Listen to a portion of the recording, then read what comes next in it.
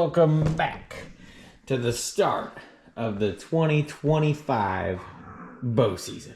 It is May 31st, and I usually kick things off on June 1st, but we got a little bit of plans that day, so we're kicking it off a day early, and I am as excited as ever to have an opportunity to have a little bit of time to myself where I'm going to be getting my bow all ready for summer to start getting my reps in, to start getting my confidence back up. I haven't been shooting my bow at all. I usually don't. From about the last time I shot was middle of January, and because I like to shoot throughout the whole season, and I know a lot of people don't like that. A lot of people don't shoot until right before deer season. I found that it works good for my schedule and my time, that about June 1st is about my official starting point of when I'm picking up my bow and getting ready to get ready for the next deer season. But today I'm going to be doing a short little video on things that if you're getting your bow out for the first time since last year, that you need to double check and see and make sure that everything is in tip-top shape, ready to go before you shoot. So right out of the case, you know, if you're like me, by the end of deer season, things kind of get in a rush. Things kind of pile up. Here's my example. I got little containers of field tips and rubber bands and just all kinds of stuff that's floating around in this case that does not need to be floating in this case. I got extra broadheads and old broadheads. I tell you what, I've got a little bit of a mess going on, so I need to do some organizing. A little bit of organization goes a long way, and you don't want things floating around in your bow case that can damage your bow or your arrows, the things that you're going to need come bow season. So let's go ahead and start off with an easy one. Everybody needs to get out, if you don't have one. If you use one, a rangefinder, this is a wonderful time to be checking your batteries, making sure everything works. If you need to change them, now is a great time. If you change them now, you probably won't have to change them all season. You want to have your rangefinder so you can range your targets and identify your distances. Got light, you can see the inside of it right there, that little cross. It is on and ready to shoot. However, definitely get a rangefinder so you're able to identify how far away your targets are, and you'll know exactly where you're shooting, because starting off shooting, there's a lot of things we'll cover a little bit later, but you want to be accurate because it all starts from the beginning. You don't want to start practicing bad habits, and that'll lead to bad habits into the season. So get your rangefinder, find it, locate it, make sure it's got good batteries, and get it ready because you're going to be using it on the range. Next up, we're going to look at the release aid. This is my tried and true trusty release aid that I have been using, probably over 10 years on this exact release aid. This one's probably getting closer to 15 years. It's nothing fancy. It's a wrist release that's how I like to shoot. Release, go ahead and check it over, make sure there's nothing loose, make sure it's functioning correctly how it's supposed to be. Inspect your Velcro, inspect your straps. Obviously, like I said, this thing's 15 years old. I got a little bit of wear and tear here on the edge. I don't think it's going to make a difference in my shot. But again, you don't want something that's going to be like ripped over, where it's going to be ripped, and then while it's got tension on it, just releases it, or it breaks, and then you shoot and release your arrow. So every year before I start shooting again, I always make sure that my string is freshly waxed, and we'll hit all the important parts and pieces and make sure that this thing is ready to go. I'm gonna first pick up my bow and just give it a look over, anything that looks obvious that maybe I didn't see last year. By the end of the season, you're typically getting this thing out, shooting it, and putting it away. But before I get to the string, I especially want to look over my sight really good, make sure I'm not seeing anything that appears broken or cracked or damaged. And then I also want to be able to check tightness on everything that is keeping the sight in place. I got a little sight light. It obviously has batteries still. Want to make sure that that's all functioning and well. Practicing in low light conditions. Check my stabilizer, make sure it's on good and tight, and anything that's on here that needs to be tightened, because what you don't want to have happen is eventually over time this stuff will work its way loose. You'll start practicing with, like, I think a couple years past, I've had my sight bolts get a little bit loose on me, And over time, I was like, man, what's going on with my shooting? And it just ended up being my bolts were loose, and I was trying to adjust accordingly, and I was just chasing my tail because it would loosen, the sight would move, I would move the sight. It was a never-ending process to trying to figure it out. So take an Allen wrench, double check all of your tightening points, and make sure everything's good and tight. And if you see anything that doesn't look right, if you can't take care of it yourself, take it to your local bow shop and have them take a look at it, because you want your weapon to be fully tuned in and ready to go. You want to make the shot the last thing you have to think about. You just want it to be able to come to you naturally. Real quickly, I'm gonna hit all these Allen head screws that I see and just double check real fast and make sure everything's real tight. So, all right, as you can see there, I got my little Allen tool here, and I'm just gonna go ahead and stick it in here on the sight, because obviously that's important. And make sure everything is tight, good and tight. This actually just holds on for the quiver, but again, just checking it while I'm here with this size Allen.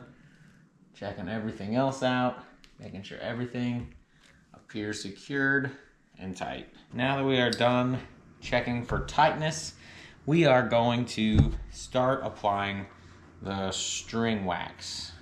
So I just like to take my wax and just kind of lightly get some on there on all parts of the bowstring that you kind of see, and I kind of just apply it everywhere a little bit at first, and then I'll come back at the end and we'll rub everything in. Applied some wax, put my cap on that for now, and why I say it really a little bit goes a long way. Kind of get it on your fingers here, and I'm just gonna rub in each part, each section, get each part all waxed up and ready to go. And this is how I'm, again, just starting my season. You should do this. I like to shoot at least one time a week. And if you're gonna be shooting at least one time a week, you're gonna be waxing your bowstring. Gosh, if you do it, depending really how much you shoot, but if you're doing it once a month, I think you're probably doing okay. But it really just depends on how much you're shooting and how many arrows you're, just what you can watch for is when you start seeing like little frillies kind of on your bowstring, you can apply some more wax, because you want it to be smooth and you don't want to have any issues with your string.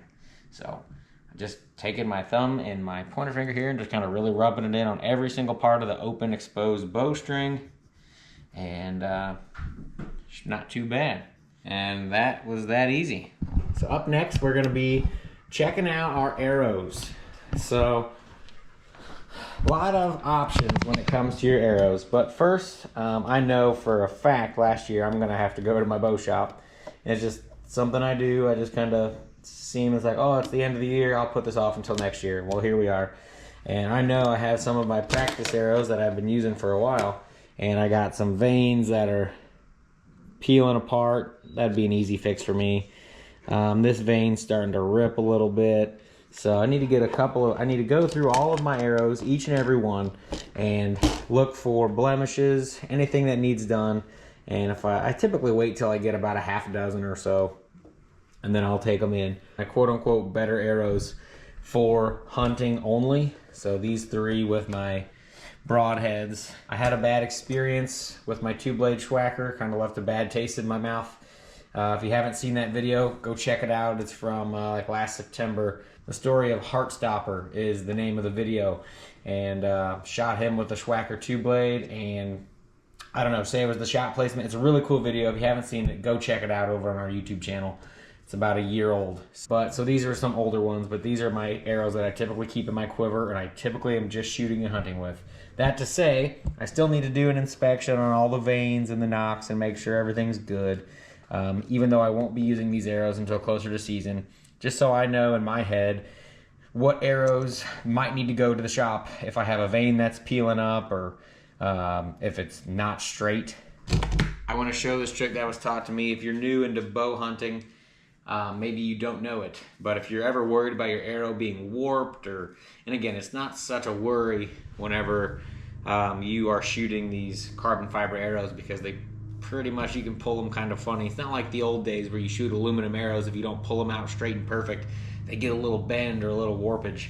But anything can happen. But I like to put the old field tip or the tip of the arrow in the palm of your hand, and you want to take your fingers just like that, where your fingernails touch. I use my middle finger and my thumb. I put them together. I kind of let it sit like that in a crease. I put my hand out, and I'm gonna come to my veins, and I'm gonna give it a blow.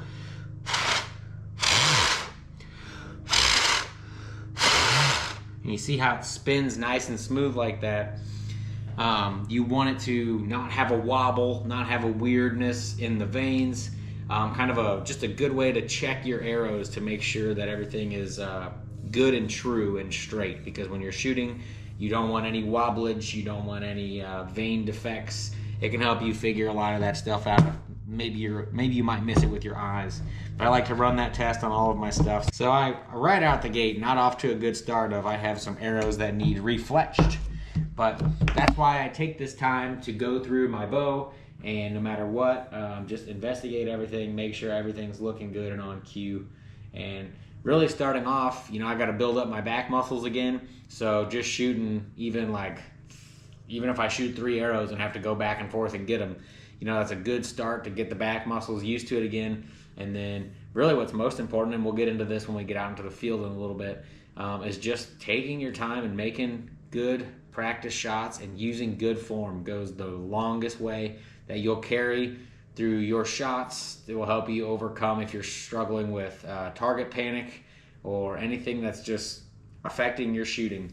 Lastly, not only on the straightness, testing the arrows for straightness and looking them over in the veins, but inspect your nocks real good. So my practice nocks, you know, just a regular nock that pulls out of here, so it's not a big deal to take one out and replace it. But every now and again, you'll find a crack up in your nock, and this arrow is good. But last year I had one. The last thing you want to do is have a crack. You go to shoot it, and then, you know, your shot will be all wonky. Who knows what'll happen? Catch it early. Catch it before anything happens. Look over your entire arrow and make sure everything's good to go before you send it through to the target. So that's basically the ins and outs of what you need to be kind of looking over and looking for before you shoot your bow for the year. But I'm kind of wrapped up with where I am now. I know I only got a couple arrows that I can kind of be practicing with. So I'm going to now get this thing outside and kind of hit the range and get ready to start taking the first couple shots of the season.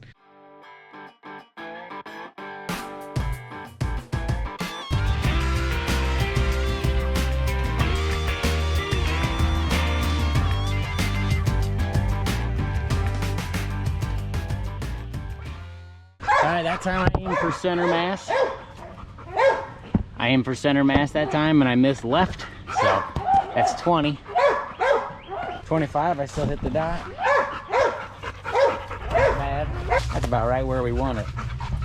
Right dead center of the heart. Love to see that. Got lots more practice to go. Getting the muscle memory back and getting tuned back up. By far the most important thing when you're starting off shooting for the year, really focus on the fundamentals. You know, don't punch the trigger, loose grips. Just be focused on the things that really matter, and they're going to play such a big part in your shot. And when it comes time to make the shot come deer season, really just focus on the fundamentals, and I think that's going to help you out the most. So just keep those couple things in mind when you start shooting again this summer. And if you're like me and you're starting now, hopefully you have a good summer full of lots of good shots, so you come fall you're ready.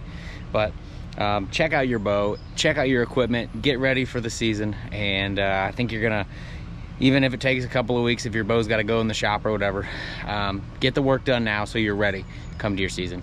So I hope you've enjoyed this short little video on bow prep and getting it out for the season. I'm looking forward to it. Another season, here we come. Not looking forward to shooting in the heat and getting through another summer, but it's all part of it. So we'll have more videos out for you guys soon. Just want to thank you for watching, and we hope you've enjoyed this. We'll see you in the next one.